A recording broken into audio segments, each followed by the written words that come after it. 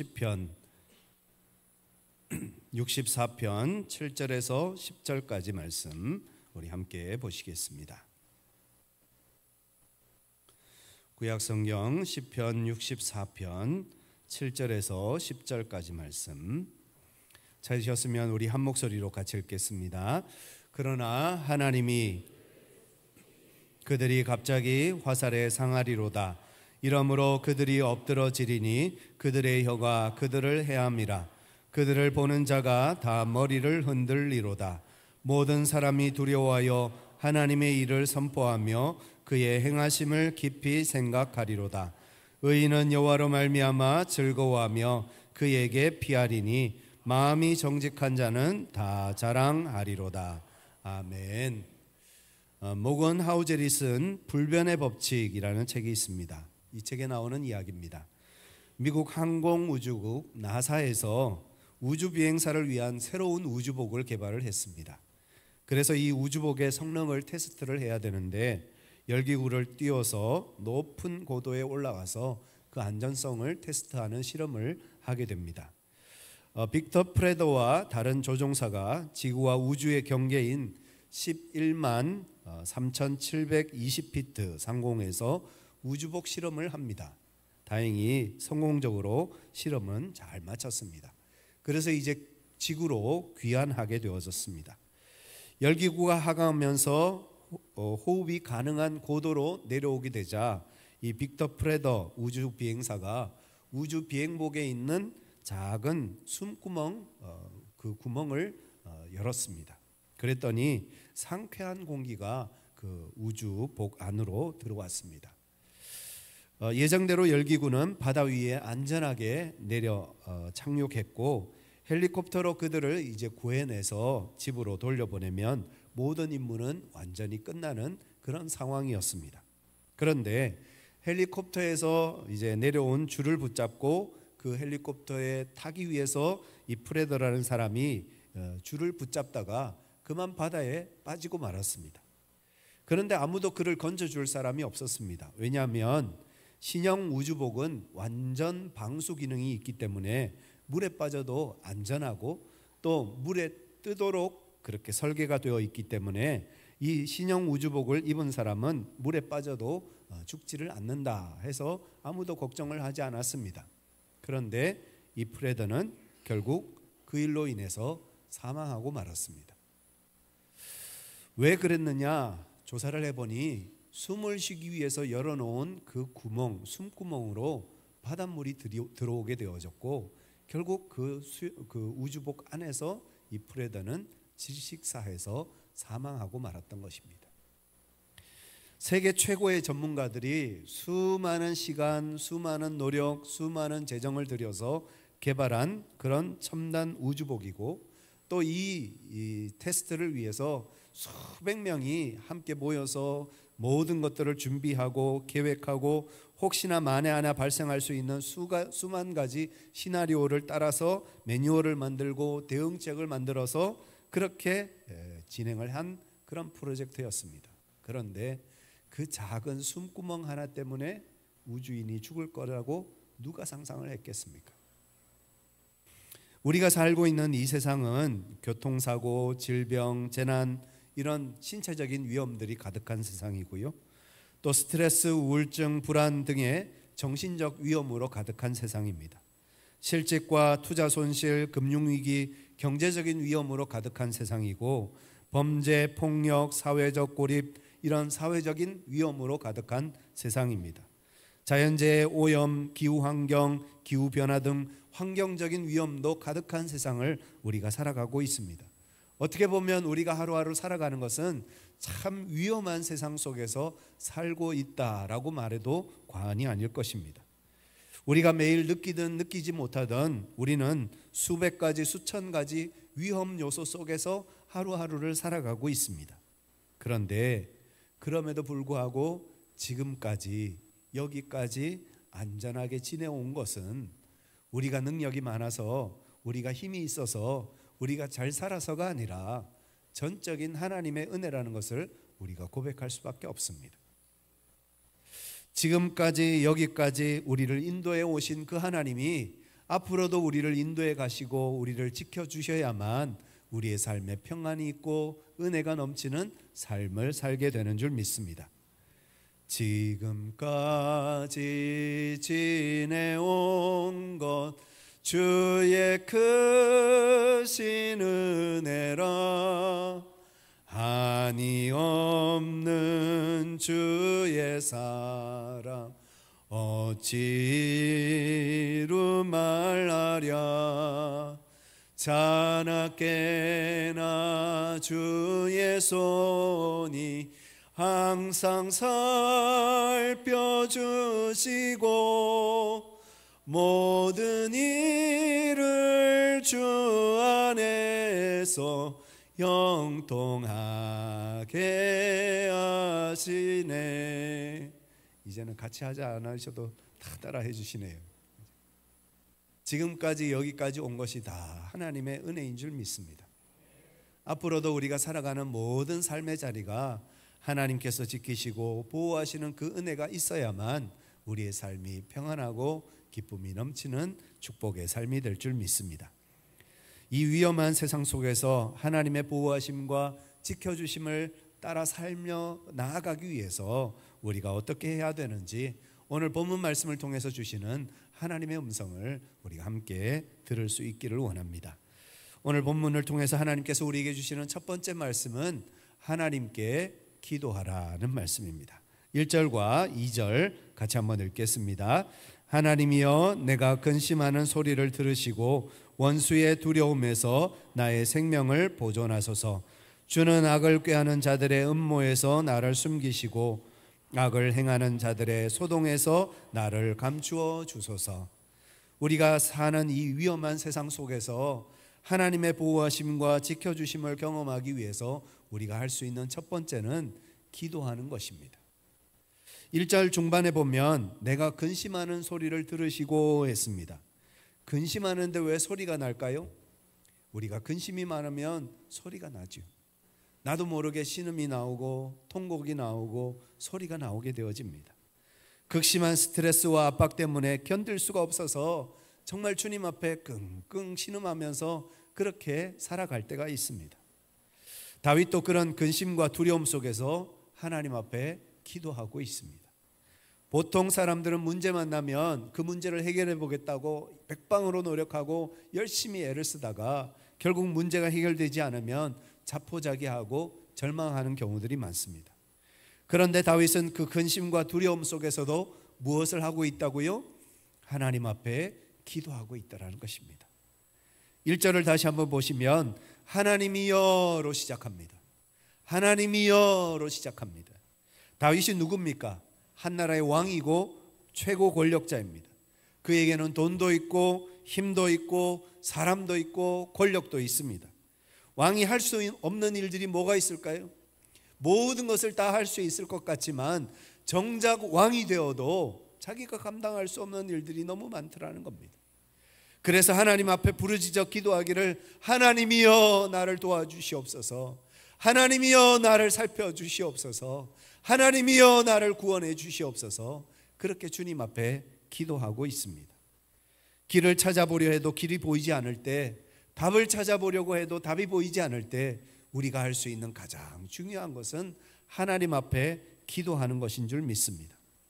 여러분 답답하고 두려울 때 있으십니까? 그때 주님 앞에 기도하시기를 바랍니다. 근심과 걱정으로 가득 차십니까? 그때 기도하실 때입니다.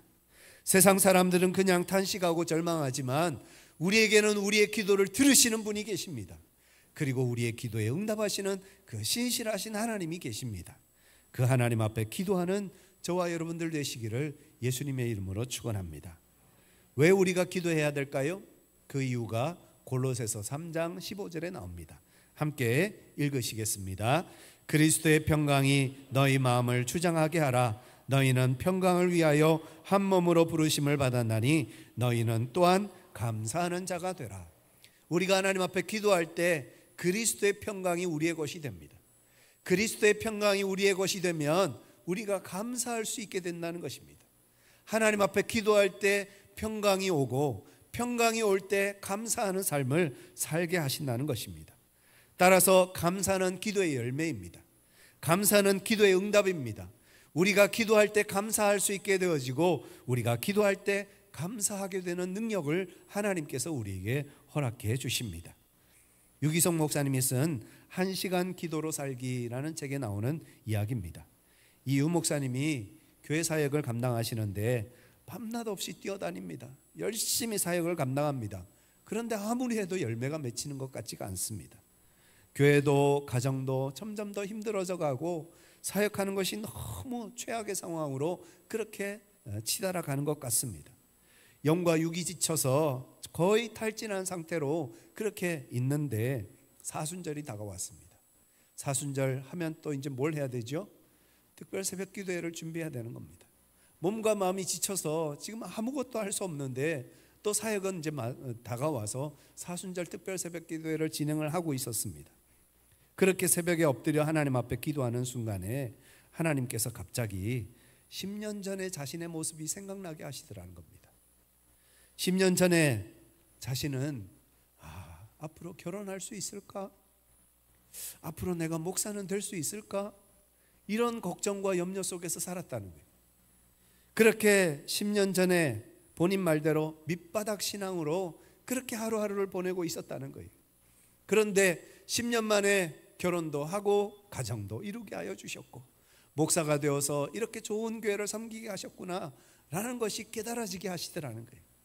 10년 전에는 절망이었는데 그 10년 사이에 하나님의 놀라운 은혜를 경험하게 하시고 이렇게 축복된 은혜 가운데 하나님을 섬기는 예배하는 삶을 살고 있는데 왜 내가 근심하고 걱정하고 염려하고 있는가 다시 한번 깨달아지게 하시고 그래서 영적 슬럼프에서 벗어나는 기회를 얻게 되었다라는 것입니다. 여러분, 기도해야 하나님이 주시는 평강이 임합니다. 주님이 주시는 평강이 임하면 모든 상황 속에 감사할 수 있는 능력을 하나님께서 우리에게 허락해 주시는 줄 믿습니다. 여러분, 근심 가운데 있으십니까? 걱정이 있으십니까? 염려가 있으십니까? 10년 전을 한번 돌아보세요. 10년 전에 여러분들이 어떤 삶이었는지 한번 생각해 보세요. 그리고 그 10년 동안 하나님께서 우리를 어떻게 여기까지 인도해 오셨는지를 한번 다시 떠올려 보시기를 바랍니다. 그러면 주님 앞에 감사할 것밖에 없는 겁니다. 1만 가지 감사로 주님을 예배하고 찬송할 수밖에 없다는 것을 우리가 깨닫게 하시는 줄 믿습니다. 여기까지 인도해 오신 그 하나님 앞에 다시 한번 기도하심으로 하나님이 주시는 평강 가운데 감사하는 저와 여러분들 되시기를 예수님의 이름으로 축원합니다. 두 번째로 하나님의 구원을 확신하라 말씀하십니다. 7절과 8절 같이 한번 읽겠습니다. 그러나 하나님이 그들을 쏘시리니 그들이 갑자기 화살에 상하리로다. 이러므로 그들이 엎드러지르니 그들의 혀가 그들을 해함이라. 그들을 보는 자가 다 머리를 흔들리로다. 다윗은 지금 매우 위험한 상황 속에 있습니다. 그들이 누군지는 정확하게 알 수 없지만 집단적으로 다윗을 죽이려고 다윗을 모함하려고 다윗에게 화살을 겨누고 있는 그런 상황이었다라는 것입니다. 요즘식으로 말하면 여러 사람들이 나에게 총구를 겨누고 나를 죽이려고 나를 위협하고 나를 협박하고 있는 그런 상황 속이라는 것입니다. 그들의 유일한 목적은 다윗을 죽이는 것이고 우리를 죽이는 것이지 않겠습니까? 인간이 느끼는 가장 공포 중에 가장 무서운 공포는 죽음에 대한 공포입니다. 우리가 평소 일상생활을 할 때는 죽음의 공포를 별로 느끼지 않습니다. 그러나 삶의 위기가 찾아오고 정말 경험할 수 없었던 너무너무 힘든 고난이 우리에게 찾아올 때 이러다 죽겠구나, 이러다 내 인생이 끝나는 것 아닌가 하는 두려움과 공포가 우리에게 찾아올 때가 있습니다. 그런데 그런 죽음의 공포로부터 우리를 자유케 하시기 위해서 예수님께서 이 땅에 오셨습니다. 그런 죽음의 공포와 두려움에서 우리를 벗어나게 하시기 위해서 예수님께서 이 땅에 오시고 우리를 사랑해 주셨습니다. 그것이 히브리서 2장 14절 15절 말씀에 나옵니다. 우리 같이 한번 읽겠습니다. 자녀들은 혈과 육에 속하였음에 그도 또한 같은 모양으로 혈과 육을 함께 지니심은 죽음을 통하여 죽음의 세력을 잡은 자 마귀를 멸하시며 또 죽기를 무서워함으로 한평생 매여 종로로 타는 모든 자들을 놓아주려 하심이니. 예수님께서 이 땅에 오신 것은 우리를 구원하시기 위함입니다. 예수님이 우리에게 주시는 구원은 죽어서 천당 가는 것뿐만 아니라 이 땅의 삶 속에서 더 이상 두려워하지 않고, 더 이상 염려하지 않고, 세상에 굴복하지 않고, 세상의 종으로, 두려움의 종으로 살지 않고, 마귀의 종으로 살지 않고, 하나님의 자녀로 당당하게 위대하게 승리하는 삶을 살게 하시는 것입니다. 죽음의 공포에 사로잡혀서 마귀의 종로로 사는 어리석은 삶에서 벗어나 하나님의 자녀로 당당하게 위대하게 살아가는 삶을 살기를 원하시는 것이 우리 주님의 뜻인 줄 믿습니다. 죽음을 가지고 위협하고 협박하는 모든 마귀의 권세를 물리치고 믿음으로 당당히 승리하는 삶을 사는 저와 여러분들 되시기를 예수님의 이름으로 축원합니다. 이상 목사님이 쓴 예 하나님이라는 책에 나오는 이야기입니다. 1972년 북한의 평양에서 개성으로 김일성 도로를 닦고 있었습니다. 그런데 아스팔트를 깔고 있는 중에 한쪽이 푹 꺼지는 사고가 일어났습니다. 운전사가 내려서 그곳에 뭐가 있나 해서 봤더니 동굴이 있더랍니다. 사람들이 그곳에 살고 있었습니다. 바로 지하교회 성도들이 숨어서 신앙생활하고 있었던 그런 동굴이었습니다. 1953년부터 1972년까지 장장 20년 동안 그 지하 동굴에 숨어서 신앙을 지키기 위해서 예배하고 신앙생활하고 있던 그들이었습니다. 그 지하 땅굴이 발견되자마자 버스 운전사는 공산당에 신고를 했고, 얼마 뒤 총을 든 북한 군인들이 그곳에 찾아와서 지하교회 성도들을 다 붙잡아서 데리고 갑니다. 지하교회 성도들이 끌려간 곳은 수용소도 아니고 재판정도 아니고 들판이었습니다. 북한 군인들은 총알도 아껴야 한다 하면서 들판에 밧줄을 메고 그곳에 교수대를 만들었습니다. 그리고 지하교회 성도들 한 명 한 명씩 그곳에 매달아 처형을 시작을 했습니다. 어른들은 두고 아이들부터 먼저 죽이는 게 좋겠다 해서 13살 난 사내 아이가 교수대에 먼저 매달리게 되었습니다. 아이는 엄마를 부릅니다. 그 아이의 목에 밧줄이 걸려 있는 그 상태에서 손을 뒤로 묶으려고 하자 엄마를 찾는 거예요. 죽음이 두렵고 무서웠던 거죠. 그래서 엄마 하고 소리를 지릅니다. 그러자 사형 집행관이 짜증을 내면서 소리 지르는 거 조용히 좀 하라고, 왜 그렇게 소리를 지르냐고, 너 엄마가 누구냐, 이 아이의 엄마가 누구냐 하고 묻습니다. 그러자 아이 엄마가 앞으로 나오면서 아이에게 그럽니다. 예수님 만나러 가는 거야. 괜찮아. 예수님 만나러 가는 거야. 괜찮아. 그 말을 들은 아들은 엄마에게 네 엄마 하고 씩씩하게 대답을 합니다. 사형 집행관은 아이 엄마가 아이를 살려달라고 애걸복걸할 줄 알았는데 예수님 만나러 가는 거라고 이야기를 하니까 화가 머리끝까지 났습니다. 그래서 그 아이가 서 있던, 그 아이를 받치고 있던 의자를 발로 걷어차 버렸습니다. 그랬더니 이 아이가 떨어지면서 손이 아직 묶이지 않은 상태에서 밧줄에 떨어지면서 반사적으로 밧줄을 딱 붙잡은 겁니다. 그렇게 해서 그 밧줄에 대롱대롱 매달려 있습니다. 그 모습을 본 아이 엄마가 다시 이렇게 말합니다. 아들아, 이 아저씨는 미워하지 말거라. 우리 천국에서 만나자. 그랬더니 그 아이가 밧줄을 잡고 있던 손을 풀더니 결국은 그대로 목숨을 잃었습니다. 갑자기 주위에 모인 많은 사람들이 쥐죽은 듯이 조용해졌습니다. 그 다음은 죽은 아이의 형입니다.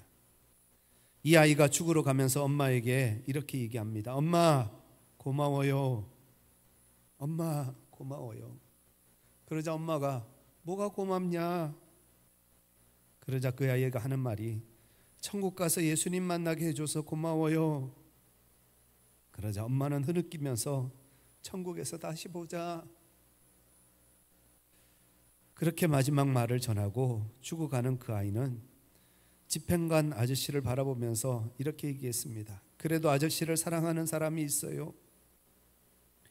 그러자 집행관은 어이가 없다는 표정으로 아이를 바라보면서 누가 나를 사랑하냐 하고 물었고, 그 아이는 하늘에 계신 예수님이 아저씨를 사랑한대요. 하늘에 계신 예수님이 아저씨를 사랑한대요.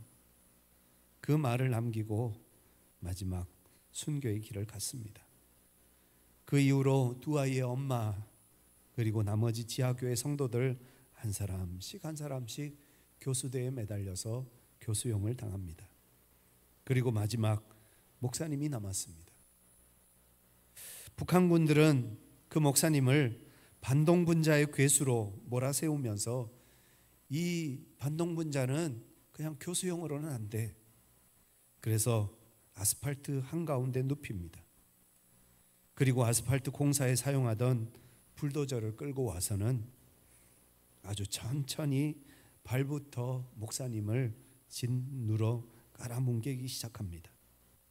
목사님은 너무 고통스러워서 발악을 하면서 소리를 지릅니다. 그 불도저가 발을 지나 무릎을 지나 위로 점점 올라올 때 어느 순간 이 목사님은 소리를 지르는 것에서 그치고 하나님을 찬양하기 시작합니다. 혼자서 큰 소리로 찬양을 부르기 시작합니다. 그렇게 목사님은 목숨이 끊어지는 그 순간까지 찬양을 멈추지 않았다고 합니다. 예수님은 죽음이라는 원수를 물리치기 위해서 이 땅에 오셨습니다. 예수님을 믿는 우리 모두는 부활의 약속을 받았습니다. 비록 우리의 육신은, 우리의 몸은 죽겠지만 우리에게는 영원한 천국이 약속되어져 있고 영원한 생명을 하나님께서 우리에게 허락해 주십니다. 죽음의 공포를 이긴 사람은 두려울 게 없습니다. 죽음의 공포를 이겨낸 사람은 어떤 순간에도 감사하고 찬양할 수 있습니다. 죽음의 공포마저도 뛰어넘게 하시는 하나님의 구원을 바라보면서, 하나님께서 우리에게 약속하신 그 영원한 생명을 바라보면서 오늘도 내일도 주님 앞에서 감사하며 찬양하며 살아가는 저와 여러분들 되시기를 예수님의 이름으로 축원합니다. 마지막 세 번째로 우리에게 주시는 말씀은 하나님을 경외하라는 것입니다. 9절과 10절 같이 읽겠습니다. 모든 사람이 두려워하여 하나님의 일을 선포하며 그의 행하심을 깊이 생각하리로다. 의인은 여호와로 말미암아 즐거워하며 그에게 피하리니 마음이 정직한 자는 다 자랑하리로다. 다윗이 이전에는 두려워했습니다. 그런데 이제는 두려워하지 않습니다. 다윗이 이전에는 두려워하지 않았습니다. 그런데 이제는 두려워합니다. 두려움의 대상이 달라졌다는 얘기입니다. 이전에 다윗은 세상이 두려웠고 환경이 두려웠고 사람이 두려웠고 원수가 두려웠고 죽음이 두려웠습니다. 그러나 이제는 그 세상의 것들이 더 이상 두렵지가 않고 하나님이 두렵습니다. 하나님을 경외하는 삶을 살게 되었다는 것입니다. 이전에는 세상의 것에 두려워서 세상의 것에 어쩔 줄 몰라 하는 인생을 살았는데, 이제 그 모든 것을 심판하시는 살아계신 하나님을 믿고 의지하니까 더 이상 세상의 것이 두렵지가 않고 이제는 하나님이 두려운 존재임을 깨닫게 되었다는 것입니다. 마태복음 10장 28절입니다. 몸은 죽여도 영혼은 능히 죽이지 못하는 자들을 두려워하지 말고 오직 몸과 영혼을 능히 지옥에 멸하실 수 있는 이를 두려워하라. 사람은 우리의 목숨밖에 빼앗을 수가 없습니다. 그러나 우리 하나님은 우리의 몸과 영혼뿐만 아니라 우리를 능히 지옥에서 멸하실 수 있는 분이라 했습니다. 우리가 진정으로 두려워해야 할 분은 사람이 아니라 하나님이시라는 뜻입니다. 우리가 사람을 두려워하면 하나님 두려워하지 않게 됩니다. 그러나 우리가 하나님을 두려워하면 사람을 더 이상 두려워하지 않습니다. 갈라디아서 1장 10절 말씀입니다. 같이 한번 읽겠습니다. 이제 내가 사람들에게 좋게 하랴 하나님께 좋게 하랴 사람들에게 기쁨을 구하랴 내가 지금까지 사람들의 기쁨을 구하였다면 그리스도의 종이 아니니라. 하나님을 두려워하고 하나님을 경외하는 사람은 그리스도의 종입니다. 그리스도의 종은 사람들의 비위를 맞추고 사람들을 기쁘게 하기 위해서 사는 인생이 아니라 오직 하나님을 기쁘시게 하고 하나님의 영광을 위해서 살아가는 인생이 됩니다. 우리는 사람의 종이 아니라 그리스도의 종입니다. 영국 스코틀랜드의 종교개혁자 존 낙스는 평생 망명자로 살았습니다. 교황과 카톨릭 군주들에게 수많은 핍박과 박해를 받으면서 떠돌이 생활을 할 수밖에 없었습니다. 교황과 왕들의 비위를 맞추고 그들과 적당히 타협하면 얼마든지 편안하게 안락하게 살 수 있는 기회가 많았습니다만, 그럼에도 불구하고 내가 사람들에게 좋게 하랴 하나님께 좋게 하랴, 사람들을 기쁘게 하랴 하나님을 기쁘시게 하랴, 이 선택의 순간에 늘 망설임과 물러섬이 없이 하나님을 기쁘시게 하는 선택을 하였기에 그는 고난을 겪고 어려움을 겪었습니다. 사진을 하나 준비를 했는데요, 이곳은 존 낙스가 1559년부터 1572년까지 생애 마지막 목회하던 스코틀랜드 에딘버러에 있는 세인트 자일스 교회입니다. 이 교회에서 마지막 세상 떠날 때까지 목회를 하셨습니다. 두 번째 사진인데요, 이 자일스 교회 주차장에 있는 구역입니다. 23번 구역 주차장입니다. 그런데 그 23번 위에 보면 노란색 표시가 되어 있는데 그곳이 존 낙스의 무덤입니다. 스코틀랜드의 역사를 바꾸고 세계의 역사를 바꾼 위대한 인물이 교회 주차장 한켠에 저렇게 묻혀 있습니다. 1572년 11월 임종을 앞둔 존 낙스는 이런 유언을 남깁니다. 나는 하나님의 말씀을 이용하여 개인적 이익을 취한 일이 없고 인간을 만족시키고자 애쓴 적도 없고 나 개인이나 다른 이들의 정욕을 만족시킨 일도 없으며 단지 내게 허락하신 은사를 성실하게 사용하여 내가 감독한 교회의 덕을 세우려고 노력했을 뿐입니다. 나를 기념하는 그 어떤 것도 남기지 마시기 바랍니다. 결국 그는 무덤에 묻혔고 그 무덤 자리가 지금은 교회 주차장이 되었습니다. 존 낙스의 장례식에 참여했던 보턴 백작이라는 사람은 이런 말을 남깁니다. 여기 일생 어떤 사람도 두려워하지 않고 누구에게도 아첨하지 않는 사람이 누워있다. 여러분, 저와 여러분은 사람을 두려워하지 않고 하나님을 경외하는 사람들 되기를 간절히 소망합니다. 하나님을 두려워하면 사람이 두렵지 않습니다. 그러나 사람을 두려워하면 하나님도 두렵지 않게 됩니다. 사람에게 아첨하는 삶을 살지 말고 하나님을 경외하는 삶을 살 때 우리의 삶의 모든 것이 감사요, 기쁨이요, 영광이요, 축복이 되는 줄 믿습니다. 그 믿음을 가지고 오늘도 내일도 1만 가지 감사를 가지고 주님 앞에 감사하며 언제나 하나님을 찬양하는 믿음의 삶, 은혜의 삶을 살아가는 저와 여러분들 되시기를 우리 주 예수님의 이름으로 간절히 축원합니다. 우리 같이 한번 기도하시겠습니다.